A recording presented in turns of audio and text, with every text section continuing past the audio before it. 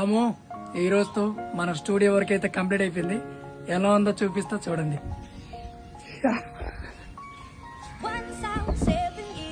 ఇలా తీయగానే ఇలా ఉంటుంది మన రూమ్. ఓకే, సో ఈ రోజు నేను ఎక్కడెక్కడ ఏమేమి పెట్టినా మొత్తం చూపిస్తా మీకు.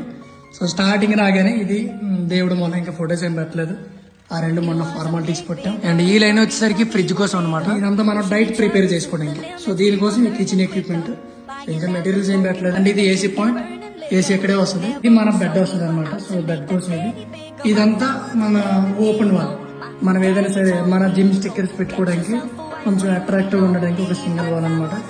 సో ఇలా వస్తే ఇక్కడ మన ల్యాప్టాప్ కానీ పీసీ సెటప్ కోసం ఈ సెటప్ పెట్టుకున్నాం. పీసీ సెటప్ కోసం ఈ లైన్ ఇచ్చినాం. తర్వాత ఇవన్నీ మన ఇక్కడ టీవీ కోసం అనమాట.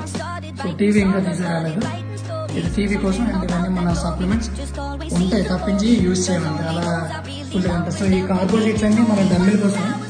ఆల్రెడీ మనం ఎప్పటికప్పుడు వీడియోస్ కోసమే కాదు, నా కోసం కూడా చాలా డంబిల్ చేసుకుంటాం. మన దగ్గర చాలా ఉంటాయి, కాకపోతే మన ఫ్రెండ్స్ వచ్చినప్పుడు పట్టుకెళ్ళిపోతారండి.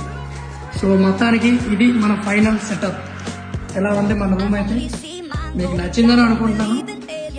మీకు ఎలా అనిపించిందో కామెంట్ చేయండి సార్. ఇంకేం లేదు. సో ఇన్ని రోజులు 2 months నుంచి కష్టపడి కట్టుకుంటే ఇదే రూమ్ ఉంది. Okay, bye.